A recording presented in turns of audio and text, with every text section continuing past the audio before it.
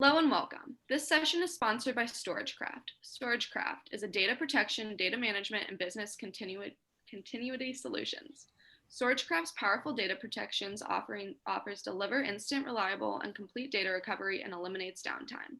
Thank you for coming and enjoy the session. All right. Well, thank you, Emily, for that. Welcome everybody to our session called IT Training in the COVID Age and Beyond. My name is David Anderson. I am a security analyst with Buncombe County out here in Western North Carolina. So we are located in Asheville. Been working with the county for about 5 years now, but have some experience in systems administration, but also IT training functions. And so been working in higher ed and government most of my professional career and have been responsible for implementing some learning management systems across both of those institutions and also responsible for developing training as an instructional designer. So that's sort of my angle that I'm coming from. Justin, if you want to introduce yourself. Hi, everyone. Thank you for joining us today. I'm a Microsoft Systems Administrator. I have worked at the county with David for about a year, but before that I worked with other large organizations such as healthcare and education, and in those instances I helped a lot with change management, and especially in education I helped work with learning management systems and also implementing IT training so that the organization kind of became a mature organization in its understanding of IT usage. Awesome. So let's start off by talking about IT training and maybe what it once was, or maybe what it is for some of you.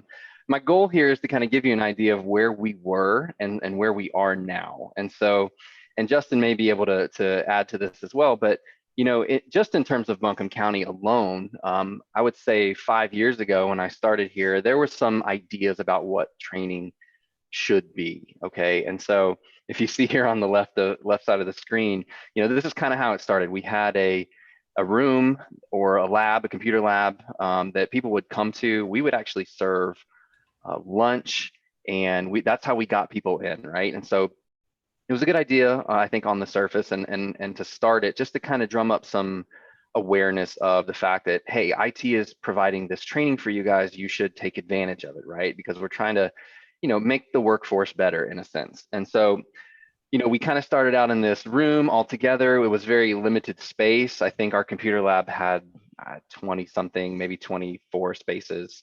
And then of course, in our other room that we were using that wasn't the computer lab, that I think we limited it to 20 people. And so we would have everybody come in, bring their own laptops. They would have to, come from their other departments. Sometimes they'd be late, but they'd get lunch. We'd talk a little bit.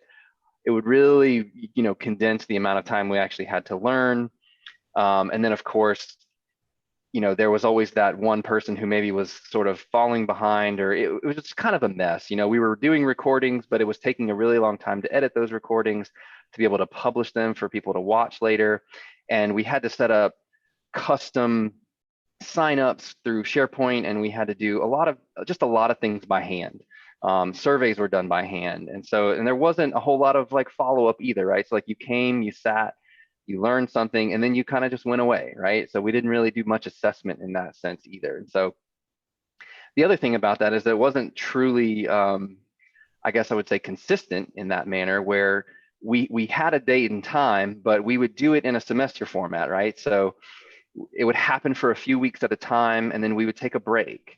And then there was an arbitrary start date to get going again. And there was not really a clear, definition of like, hey, this is going to happen for the next 12 weeks. It was just, we would do it. And then one day we would say, okay, hey, we're going to take another break. And so that's kind of where we started. And now how it's going, I should say, today, and we're going to show you guys that, but how it's going is much more, I would say, formal. It's much more organized. It's much more consistent. And in fact, it's more team oriented in the sense of there are multiple people working on this now, not just me, right? And so if you understand what it means to be a department of one, how hard it is from a training perspective to relay all this information that you have to all of your employees, right? And I feel like so many times it was sitting in meetings and hearing from supervisors or directors or manager level employees saying, hey, we need them to know this, we need them to know that, we need them to know this, we need them to know that. And it was just this endless flow of communication that needed to happen. And there wasn't really a good way to organize it until we, sat down and actually put more heads on the project. And so, Justin, if you want to share any of your experience with IT training, I'm sure we'd love to hear it. Yeah, I mean, it's been really fortunate to come to Buncombe County and work here in the last year and work with David. I think he and I had similar experiences working kind of, isolated before working as part of a dedicated team. And a lot of the change management exercises that I would go through is we would be doing a migration, content migration, server migration, application onboarding, something like that. And, we had all the training materials and we had all the ticketing responses and stuff like that, but we were still getting people who were getting really frustrated. And so we started designing weekly classes just to have people come in and sit down. Again, a lot of times they're, organized around lunch to try to get people to join you and stuff like that.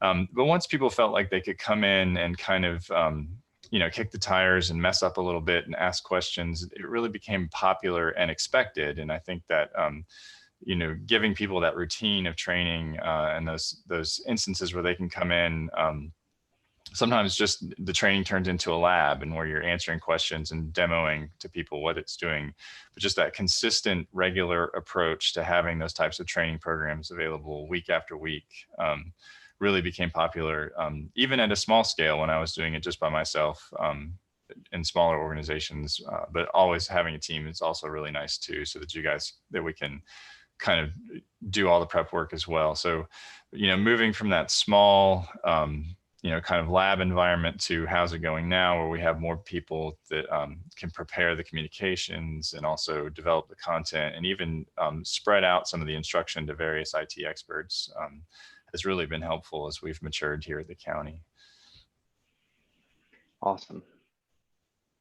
Okay, so the question is why IT training, right? So why is this a thing? And the first question that we were kind of mulling is like, who asked for this? And to be quite honest, the answer to that is no one and everyone, right? So no one's really asking for it, because they don't really know if it's available to give, right? Like, I don't know that any employee said, hey, it would be really great if we had some IT training around this. I don't know that I ever heard that. I always felt like it was kind of coming from an internal place. And so we felt like we had something to say, but we didn't know how to say it. And so we just kind of never did it. But on the flip side of that, everyone is, right? So I feel like people are out there, they want to know what IT has to offer and what IT can offer. And IT is wanting to give it, but no one's really communicating out loud, to say, hey, we would be great if we had a training session on this. And you may get a few, in my experience, you may get a few managers out there who go, hey, we've got this new application, or we heard about this new software that just, launched, and one of our people are using it, and we want to make sure everyone else in the department knows how to use it. Or I say department, a small department. It was never a big thing, but like, it's just one of those things where it's an elephant in the room in a sense, right? No one's asking for it, but everyone wants it on both sides of the coin, right? So why do we want this as an IT department? Well, quite frankly, we feel as if we have a responsibility to make sure that our end users are confident, right, and prepared for just about anything that they encounter when it pertains to technology at Buncombe County, right? And so what we decided was, yes, we're going to do this, but we're going to do it not as a department of one, not as a, unorganized, just kind of all over the place. Hey, we don't really know what you need. We're just going to throw things out there. And if people want to learn it, great. If not, then so be it. We said, we want to make something that's right for our organization. We want to make sure that our IT training initiative is actually achieving something positive within Buncombe County, right? So biggest thing that we kind of identified very, very early on was making sure that we established relationships with our end users from day one, right? And so I'm gonna show you guys how we do that. But we want IT to be approachable. A lot of times, in the early stages, when I kind of first came on and tried to get a sense of how IT was even engaging in any kind of training, some micro training, whether it was a service desk a service desk technician going out to an end user's computer and giving some instruction. It was happening already, right? It was already kind of organically there, but what we weren't establishing was that IT was this sort of approachable thing, right? And so for people to know that we're here to help them beyond just fixing their problems when they ask, right? I'm more interested in their feedback ahead of time. I want to know their input. What are they, what information are they hungry for ahead of time? And can we provide them an opportunity, a space and a time with a subject matter expert to be able to meet those needs, right? And so on the flip side of that, or not on the flip side, in addition to that, I should say, what we want to do on top of those relationships is also create a positive change culture, right? And so this is something that we see as valuable for the organization because from an IT perspective, we're constantly throwing new things out, right? And it may not even always be, our own control. It just something gets updated, a new software gets released, whatever it is, we have to let people know that something is happening. There's a big change coming and you need to be able to adapt. But what happens oftentimes, at least in my own experience, is that we know this is coming. We don't really have a good way of preparing people for it. We kind of let them know ahead of time thinking, oh, if we give them a week or whatever, maybe we show them a screenshot or something, they'll have plenty of information there to do what they need to do. And that's just not true, right? Especially not in the case where you send that email out like 24 or 48 hours beforehand with a few, here's step 1, 2, 3. No one's reading those, right? And so then people come at you and they ask you questions and you're just like, oh, well, we told you all this, and why aren't you listening to us? Why aren't you, reading the communications? We've given you everything you need to know. And so that I would say is sort of a negative change culture. But what we want to do is prepare people for that change ahead of time. We want to make them excited about it ahead of time. So how are we going to know that they're excited about it? Well, we have established relationships with them, so we can just ask them, right? We're giving them space and time in order to ask questions. We're giving them space and time to communicate with us. And so we know ahead of time whether or not they're excited about it. And if they're not, maybe we can pivot a little and make sure that they are. But that regular training that we're providing sort of gives that positive reinforcement prior to any large changes, cutovers, rollouts, whatever it is, right? It gives people an opportunity to say yes to the change, right, beforehand, and really reduces that, that backtracking and having to field a ton of service desk calls and, the things that really give you a headache at the end of the day where you go, what could we have done better? Why wasn't anybody prepared for this, right? And so, of course, that's also gives us an opportunity to proactively respond. And again, all of that combined makes for what we believe is to be a confident and capable end user. So let's talk about the IT training lifecycle. Now, this is something that we sort of came up with, and it's I guess maybe it's less of a cycle than it is an arc, right? Where we want people to start and where we want people to end. And so what we did was, from a training perspective, we identified, what does training look like from day one from IT, right? So like there may, and you may have this in your organization, there may be HR training that they go through, and there may be like, those sort of generic like leadership type things and all that. But we want to know specifically, what is it that people are getting from IT from the day that they start until the day that they leave, okay? And so we looked at it and we said, okay, we have a NEO. Our NEO process was really, really just, it was so terrible because we were given a 15 to 20 minute window, and a lot of times the techs were getting in there, they were throwing things together and leaving without actually, getting people to a good place so that they could start their job. And it was very hectic. And so we said, okay, we're going to start with NEO. That's what we're going to build everything off of, right? And so we took NEO from a 15-minute session to a 2-hour session and really filled it with content that we, again, felt that mattered, but also we felt that mattered to the end user. And we were able to do that through our ticketing system and say, okay, what are people, what do they need to learn the most? Where do we feel like we're fielding the most calls? Let's address those things, okay? On top of NEO, and I'll give a lot of credit to Justin on this, is coming up with this concept of a weekly session. We call them Tech Tuesdays, right? The alliteration there, it's pretty applicable, but we have a space and time. I said that earlier, right? Every Tuesday at 1 o'clock, we're going to have a weekly session. It's going to be an hour long. It's virtual because we are in the age of COVID. A lot of our workforce is remote now. Most of IT is, and so we're kind of approaching this like, how do we get the most participation? How can we make sure that people know where it's going to be, when it's going to be?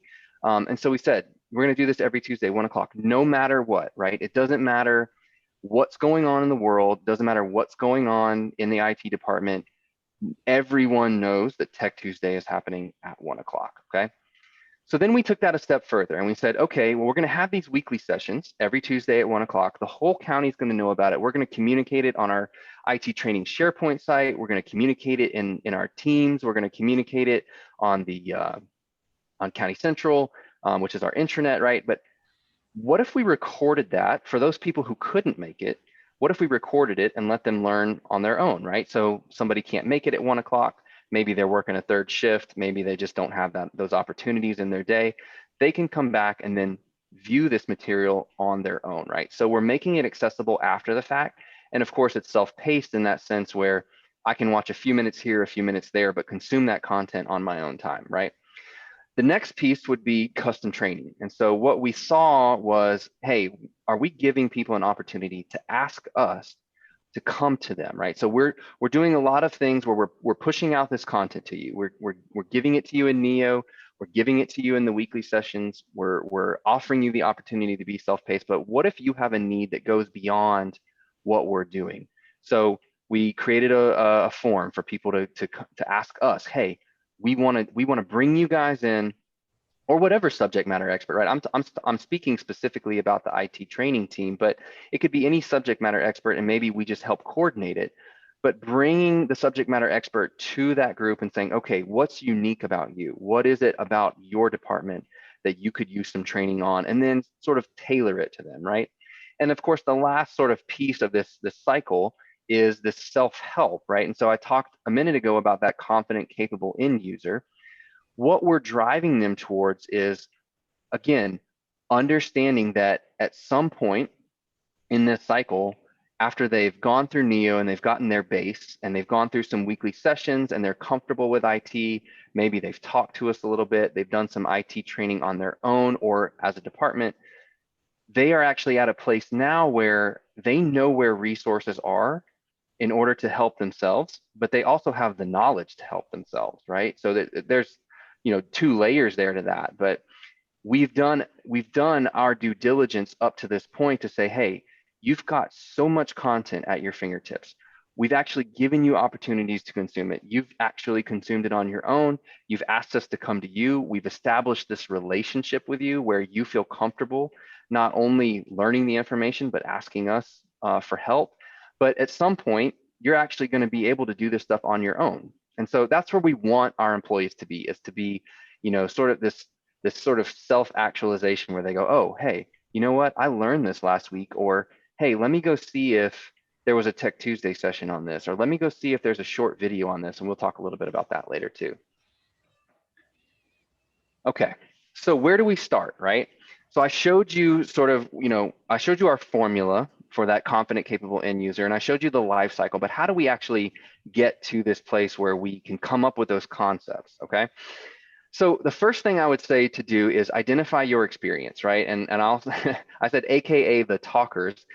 You may have, realized that Justin and we very much like to talk, but I'm not talking about those people who just like to hear themselves speak. We all know that those exist in our organizations. It's okay to steer clear of those people.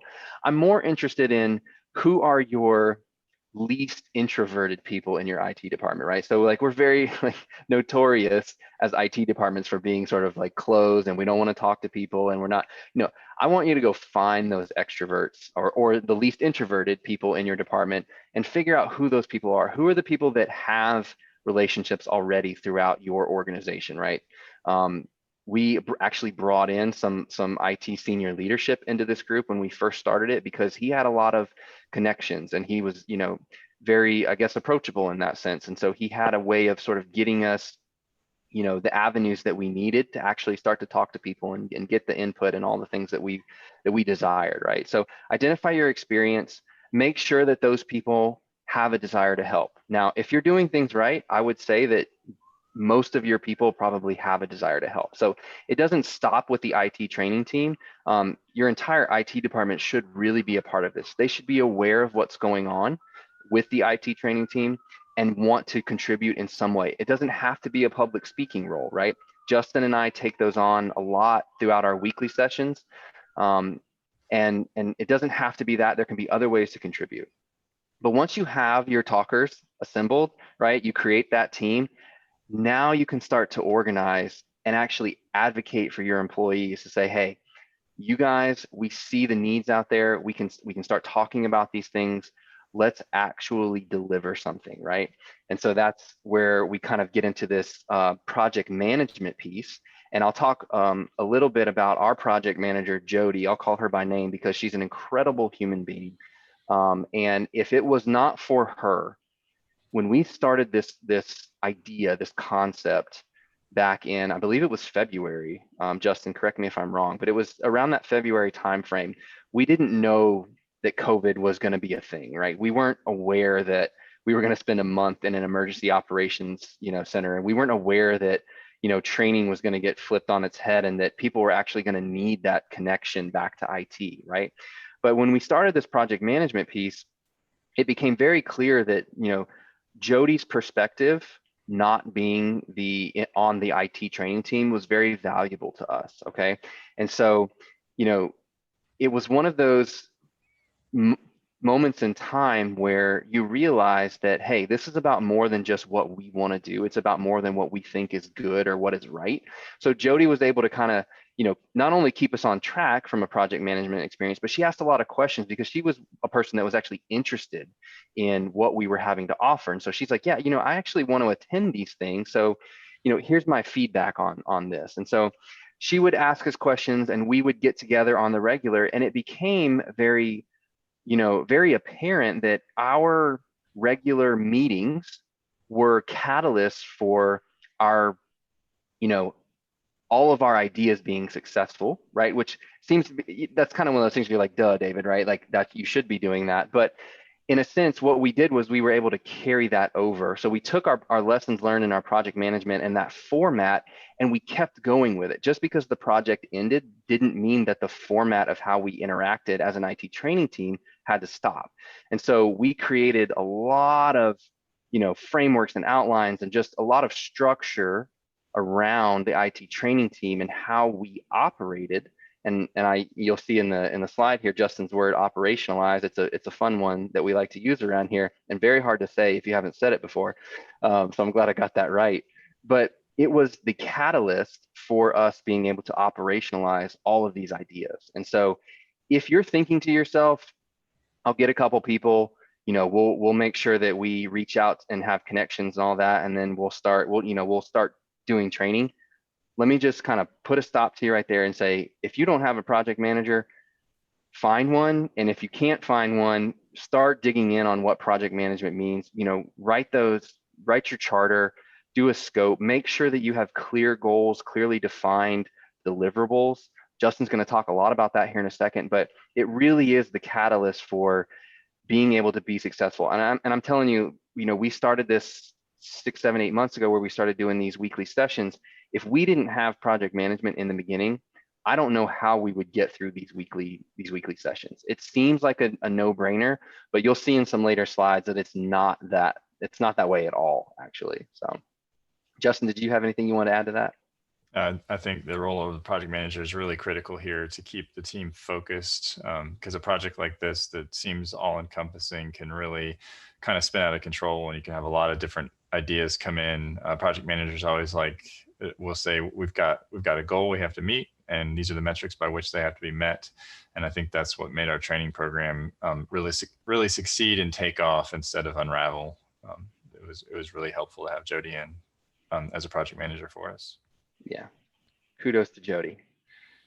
All right, so prerequisite, and I kind of alluded to this in the last slide. Prerequisite is going to have to be frameworks, and so you're going to do this in your project management meetings, leading up to you actually launching this. You have got to establish frameworks for every single piece of your training program. Again, Justin's going to talk more about what those pieces are, but why are they important? Well, obviously it sets you up for success, but it gives you an outline from which to work from. But also, it's not just an outline. It's sort of this, it's a framework for every single person in the IT training team. And then you got to think about it not just in the now, but in the future, right? So we're not looking at this from what works for us. It's what works for the employees, what works for us, what's going to work for future employees, and what's going to work for the future IT training team, right? And so there was a lot of little details that we kind of had to work through. And so we did it again. We wrote the framework, we adjusted the framework, and then we wrote the framework again and adjusted the framework. And it just, and then we realized, oh, well, this is a whole nother piece. Let's do a framework for that. And so we quickly went from, okay, well, we're going to do our weekly session framework to, nope, you know what, we need a Neo framework as well. And we're going to need some other frameworks to build on top of that. And so throughout the life cycle of our project management, it became clear that, okay, if we're going to do something, along the lines of a deliverable, it needs to have a framework behind it, because how else do we deliver it? And if we are fortunate that we have actually 4 people on our IT training team, right? And that we're not all solely dedicated to this. Let me make that clear as well. We all have other jobs. We all have jobs that we were hired to do. This just so happens to be one of those things where we were able to come together and put some energy into it. And so it works in that sense. But if I or Justin or Sean or Kata were to be the ones delivering that thing that week, whatever it is, we're going to need that framework in order for it to, again, to be consistent and to be successful, right? So we don't want people questioning, well, why did this pop up in my inbox this way this week, but last week it came from a different source, right? Or why did this look different this time? And last time, I was able to click this link that said join at 1 p.m. And this time it says meet us at 1 p.m. and it doesn't give me a link, right? So it's all those minute details that get lost when people just do things their own way, right? So you're moving from a department of one where you control everything and you decide how it's done, to bringing in some other people, establishing some frameworks so that everybody knows exactly how to do each piece, and it's a consistent experience for the end user. And I genuinely think, and I'm sure Justin will agree with this, if you can achieve that, it's going to be successful. I don't doubt it at all. If you can be consistent across the board, it's going to be successful. So, who uses these frameworks? Like I said, it's the IT training team for the most part, but again, there's no guarantee that any of us are going to be here tomorrow. In fact, I think Jody said one time, like, if you get hit by a bus, which is like the worst thing to think about somebody, but it's true, right? If all of us were gone tomorrow and this training initiative needed to continue, I'm completely confident that it would, because we established the frameworks from day one. We knew as soon as we started making plans to do all of these things, it was like, oh, okay, we've got to get some structure around this to make sure that our end users, every single time we send something out, it's the same day, almost the same time, but it's always in the same format, and it always has, a human touch to it. But for the most part, it's going to be existing within that framework. All right, Justin. Okay. All right. So now we're going to switch gears a little bit, and we're just going to give you guys a sample of how we make it work. This is us a day in and day out, every day of the week, getting ready for training. Again, on our Tech Tuesdays, we're going to kind of roll through one of our frameworks, and this is going to be the weekly training. Some key elements here to also making this work. I like to throw this in the old college adage: for every hour in class, 2 hours out of class. So we have an hour-long class every week, but we do need to prepare for that class, and so we spend some time preparing the communications. That's key to making this successful, is communicate. And you've got to understand who you're communicating with. You've got to understand your audience. I think a lot of times we send out those mass emails because we're IT and we have that power. But at the same time, some people, they push that noise out and they want to come to the communication on their own. So we're also prepping communications on SharePoint sites, and we're using our PR newsletter and stuff like that. We're getting those communications ready for everybody in all channels. And again, we're broadcasting across all streams. We're using our organizational newsletter. We're using their email system. We're using our ticketing system to help communicate these things. We're using new employee orientation through HR. We want to be a team player with the rest of the organization, because if we're working with their tools, they're going to help us out too by that word of mouth and suggesting, hey, maybe you should run that by IT or run it through an IT class, or how can we use those tools that they've got on a regular basis. As much as they're using our tools. Okay. And so next, we're going to talk about kind of the tech stack. We're a Microsoft shop. We like Microsoft a lot. So we dive right in with the Microsoft 365 environment. We're using Teams as our virtual platform meeting tool. Very fortunate to have that in place as COVID was really ramping up. In fact, we were going through a Teams migration that we were finishing up in March. That was really helpful to have that infrastructure in place so people could meet. SharePoint is kind of our content management system. That's our LMS. That's where we're posting our articles, posting our videos, posting our slide decks. Once it's up there, it becomes that dual mode communication tool. We can send out emails from SharePoint, but it's also searchable, so people can come back and do that self-paced learning that David was talking about. Stream, again, is part of the stack. We've got, we can easily record straight out of Teams. Stream also lets us record short videos as well for other instructional materials that we're using. We really respect that it's got that AAA identity provider built in. We don't have to import users and onboard users. It's just ready to go. It's again, easy to adapt for those different type of learners. And in this day and age, it's really nice that it's mobile first, getting people the access they need. People can jump into meetings on their tablets and on their smartphones, and we've seen that happen quite a bit.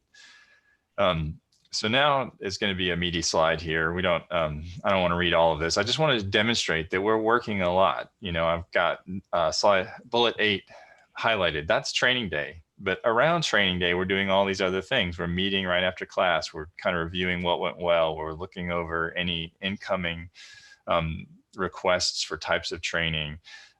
We're preparing our communication for next week's training. We're preparing our meeting recap so that for those self-paced learners and stuff like that. So we're doing a lot of work. And I just wanted to kind of outline all this for those of you that are readers that want to see these kinds of things. Another thing that I would point out on this one is when we're doing our planning and doing our framework, I've got learning objectives highlighted on here. If we can identify learning objectives in the training that we want to provide, then we usually need to hold off on providing that training. The learning objectives are kind of like, what do we want our end users to come away with? What do we want them to be able to know? What do we want them to be able to do? We could talk about IT all day long, but then we would probably lose our audience really quickly. We want them to feel like they're gaining something valuable and coming away with knowledge. And again, we do have a break that we plan in there, Friday through Monday, bullet 6. Nobody wants emails all week long. We don't want to be we don't want to be doing this all the time. So that's kind of our breather space. I will say that right up on Tuesday morning before the training, that's when we send out our last email to our audience, and we say, hey, don't forget, we've got training at 1. And that's probably, in my experience, has been one of the best ways to get people to come to class, is to remind them that class is happening that day. So if they have things that shifted in their schedule, people can jump on board on that last minute. I think that's the feedback that I've received out of people who have attended classes. Have always said, I really like that reminder that you gave me on the day of, because I did have a meeting that got canceled, so I could join at the last minute. All right, so jump ahead. Again, I just wanted to point out that that's just one framework. Again, through the benefit of project management, we identified a lot of things that we wanted to develop frameworks about. So that lengthy slide that I was just talking about, that was just a live training class. We also are really committed to doing 1-minute videos. We have a schedule where we attempt for our training team to produce 1-minute videos, like on Fridays. And so we'll talk about the content that needs to go into those. One of the nice things about the training class is because we're recording it, we easily can identify those kind of 1-minute videos that we think people are going to be most helped out about, because those classes are telling us, our students are informing us, oh, that was really helpful. So we know that we can put that into a 1-minute video and put that into Stream, or put that into a knowledge article that can be surfaced in our ticketing system, stuff like that. We have, again, frameworks for all of these. New employee orientation, part of our project plan, one of the main goals was to have a public facing employee help site for those employees that were outside, who needed help getting into the intranet. They lost their password, or they couldn't connect to their VPN. So just very sparse materials on, that kind of stuff. We talked to each other about how we should write effective knowledge articles. We have custom training request forms that we've developed, and we're constantly monitoring those kinds of things. And we have a new employee email that goes out to all new employees. It's scripted. It looks up new employees that are hired by a certain date and sends them information saying, hey, welcome, this is your technology. So, click on these links to find this information. It's very friendly. It's not very, we try not to make it heavy, stuff like that. And again, handouts as well. We're reviewing those and planning those. And then because we had a great project management process, the training team doesn't get unraveled from its mission. As David said, we've operationalized it well. And if we feel like, we're getting too much outsider intervention and we think things are starting to fall apart, we can always go back to that charter and say, hey, this is what we defined as what would be successful for this organization. We have metrics for what's expected of us, and if we need to revisit the charter, that's where we'll kind of add to what this team is supposed to be doing. But we really try to again operationalize that project plan that we developed in the very beginning. All right, and through all of these tools, we're going to kind of sum up here. The thing that I want to say about our frameworks is it makes us ever present. We're communicating often and everywhere. Those frameworks ensure that we're communicating as much as possible. The point is to let people know we're there. I think a lot of training initiatives or often are kind of like ad hoc and used as necessary. But I think the ones that I've been part of that have been most successful is to be persistent and always be there, let people know that you're there, because it will save you. There will be certain weeks where we really feel like we don't have any new initiatives coming out, or the content's really dry. So we'll revisit a popular topic that we had in the past. And so all the planning is done for us. By having that SharePoint site, it's very easy for us to go back in time and say, hey, let's do this one again. We've got the content ready. We can just review the video and kind of update it a little bit with a live training, stuff like that. Yeah, and so, on that note too, it's one of the things that we'd like to be consistent about is learning objectives, right? Leaving the audience with something they feel like they can come away with. And I want to just say this, right? It's very early on, when I first got here, and even some in the past, like it almost felt natural to just give people generic training. You find something on YouTube, or maybe find something on a Microsoft website and you just kind of put it out there.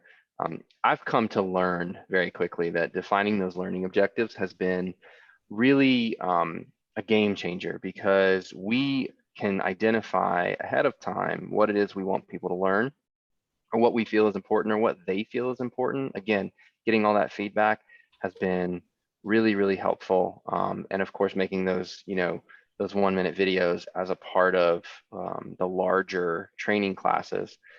It gives us that opportunity to make sure that we are creating content that's unique to us, right? So I don't know that anyone could say like, oh, well, we could just send Buncombe County's, information or their training over to this other county and it would work, because it might not, because you guys might just operate a different way. So. Yeah, and with those learning objectives, really hitting on what people want is really essential. Like, and with that, you really have to respect the learning styles of people. And I can't hit on this one as much I try to hit on this one as much as possible, and it comes down to communication and the types of communication that you're doing. I've always talked about there being the push and pull. Emailing people is really nice, and I think that that's what all of us rely on a lot, and it is an effective form of communication. But we also need to respect that people don't have time to read emails or aren't ready for them at the time of day that you're giving them, and they really are those people that seek out stuff. And those pull type of learners are also the ones that you can never account for. They're the ones that are kind of like searching your intranet and trying to find information and stuff like that. You will never be able to communicate with them because they're not telling you that they want to be communicated with. So if you have those materials available to both push and pull learners, you're going to get a broader audience. Recording your training is really important. It really helps prevent the constructive criticism that you often get when people say, I can't attend your training. It's never convenient to me. We work at a county, it works 24 hours. Of course, I'm not working 24 hours, but now that we have these recorded videos, they can be accessed at all hours of the day. We're very intentional with our Tech Tuesday training being at 1 o'clock. I know usually people can plan things around their lunch hour, and it's kind of mean, but also I understand it's harder to kind of push us off to say that they can't attend it if we get it sometime around their lunchtime. But again, recording those videos, having that SharePoint site is really valuable because again, it's not this one and done email that's sitting in somebody's inbox or another thing with email never accounts for attrition. You're only getting the audience that you had that day and before, but never your new audience members. So again, having that kind of website record of everything that you've ever done is really helpful. And then the live training is really nice. I mean, I think people really enjoy coming and asking questions. One of the best pieces of criticism that we received is that I love being able to come and being given permission to fail. I didn't know that it was okay to not understand this the first time. And so it's really helpful to have the live training and feel that vulnerability around peers. And that's what we're there for, is we absolutely want to learn from users as much as we're training them what their pain points are. Those are all really great points, Justin. And I think that, if we are respecting all those learning styles and doing exactly what you just described, if we're going to do that successfully, I'll reiterate that frameworks are the way to go, right? So if we plan the work ahead of time and everybody knows exactly how we're reaching all those different types of learners, and then we follow that plan to a T, then we're actually doing that respect, right? We're actually giving them that respect. And so those frameworks are going to be an absolute key to your training initiative being successful. It's going to save you a lot of headache and a lot of, trouble if you are, again, doing it consistently, because then no one's going to really question. They're going to know exactly what's coming from IT. And that's really all we can hope for, is that people know that we're being consistent, that we care about them, that we are doing our best to deliver content to them in a multitude of ways. And those frameworks give us that opportunity to do that. And this is my biggest one is just be persistent. You're going to feel like there's weeks where it's not working out well. When I was a team of one, I would get sometimes no people show up to class, and I was doing all the communication and all of the planning and stuff like that, but I would still take that time to record a video all by myself, so that I had it in the catalog of content that I could present to my pull learners, essentially. And the more you do it, the more you make it a habit. It's really dangerous to get into this feeling like, oh, nobody's going to come, or that's just really dropping off. You're especially going to feel that around the holidays, because nobody is going to come and it really is going to drop off. But you just kind of got to work through those slow periods. The more you do, your quality goes up. It will save you work in the long run. We've had weeks where it's been really hard to find an instructor. We're light on content, so we'll just pull from an old topic. Sometimes reach out to our partners, HR and PR, public relations, and ask them, what do you think people? What have you been hearing? What do you think people want? So, we already have it ready because we've done it in the past. And the other thing too is you're going to be on this training team for years and years, And you're going to feel like you don't need to offer this training because you offered it a couple weeks ago. Well, remember, you have new employees, you have people who didn't come last time. So even if you have to do it again, it's not solely for your benefit. It's for the employees that missed it the first time, or the new employees and stuff like that. So that persistence is really key. And a phrase that I'd recently learned that I really like, that I think what we're trying to work towards, is unconscious competence, so that we can just do it well without really having to think about it. And we are getting faster. I showed you that long list of things that we have to do every week to prepare for a class. It's becoming very second nature to us. Our meetings, our post training meetings are getting shorter because we know what we need to do. We're able to talk about new initiatives more and more, stuff like that. Yeah, no, that's really great. And I think that persistence allows us to actually, have the opportunity to build relationships with our end users. And so I know I talked about this early on in the presentation, but, giving people that opportunity to actually connect with you, like Justin said, to actually fail and ask questions, for you as a training team to demonstrate your expertise, right?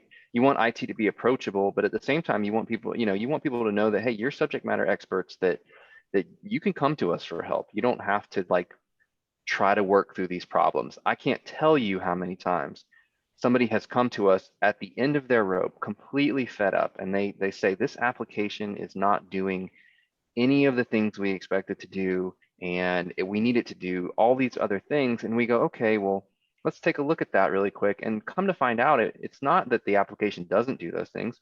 No one ever taught them how. No one ever showed them the way, right? And so we can't just expect people to just be out there on their own, learning on their own, and figuring it out on their own. We've got to establish a relationship from the very first day. When they walk out of NEO, they know David Anderson and Kata's name. They know us. They know that they can reach out to us, and we continue that communication on. We continue building those relationships. We see them in Tech Tuesdays. We say hello. We interact with them. We email. We chat. We do all these things. But it just kind of gives us an opportunity, to give them a real example of what it means to have a relationship with IT beyond the service desk portal, right? Because if they're coming to IT to put in a ticket, they're probably not too happy with what's going on. And so we just go ahead and give them a nice little buffer prior to that, before they have to, get angry and start submitting tickets. But in all honesty, it's been such a great thing to watch those relationships blossom, building relationships with, employees themselves, but also with other departments. And so what we've seen actually recently, and this has got me so excited, is that other people are noticing what we're doing, right? Even to the point of HR and county administration, they see what we're doing, and they're making comments about it, positive comments about it.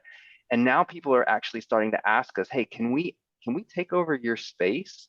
Is it okay if we kind of, commandeer your Tech Tuesday and do our own thing here that maybe is a bit tech related in its own sense, but people are wanting to put out their own content. So we're not only demonstrating our own expertise, but we're giving other people opportunities to do that. And it's actually filled up almost an entire month for us, if not more, just in the last 5 or 6 weeks. And so we're now finding that other people are wanting to do what we're doing, and they're kind of piggybacking off of us, right? So now we've got a good tie-in with HR, we've got a good tie-in with communications, we've got a good tie-in with the county administration, and just all these other smaller groups that are coming to us and saying, hey, we see what you're doing, we like what you're doing, we see that it has value. Our employees are coming back to us and saying, hey, you guys should check this out. And now all of a sudden, we're getting to do custom, I'm getting to do custom security awareness training for a small department in HHS, right? Who maybe has questions around sending secure email or protecting sensitive data and things like that. So it's been a really great way to just kind of unfold the layers of IT and show people, hey, we're here for you. We want to help, and we're not just gonna fix your ticket and move on and never talk to you again. So, Justin, do you have anything you want to end this with? Or I think that about does it for us. We have some time at the end. If you guys wanted to ask any questions, and we'd be happy to demonstrate any of the artifacts that we've created over time, through the SharePoint site and the stream video selection, stuff like that. We're pretty proud of our content. We've been doing this for in the county for a year now, since I came on and met David, and we've worked together, really formalized it with that project plan in February.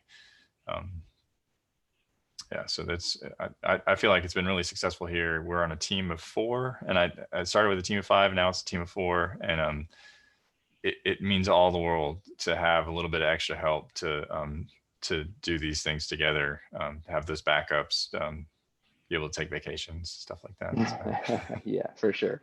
I would agree with that.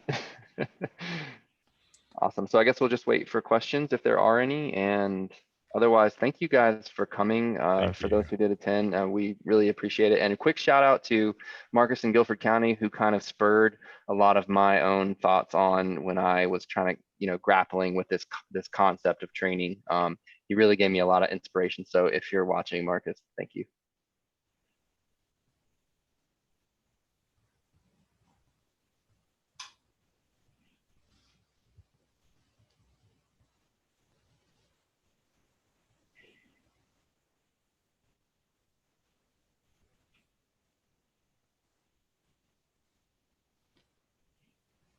Yeah, thanks again for everybody. I know it's after 5 o'clock, and somebody have a question.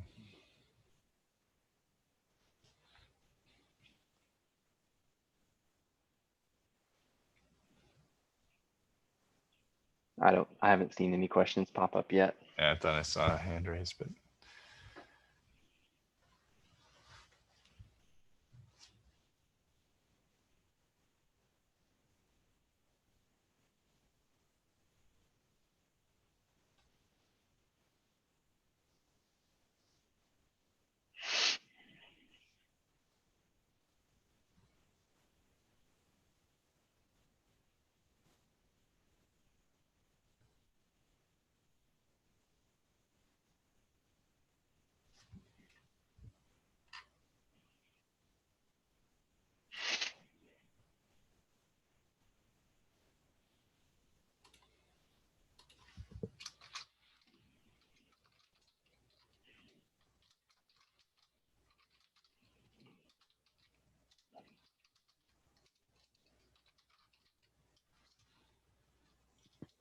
All right, so it doesn't look like there are any questions. But yeah, and the participants are going down, but no worries. Yep.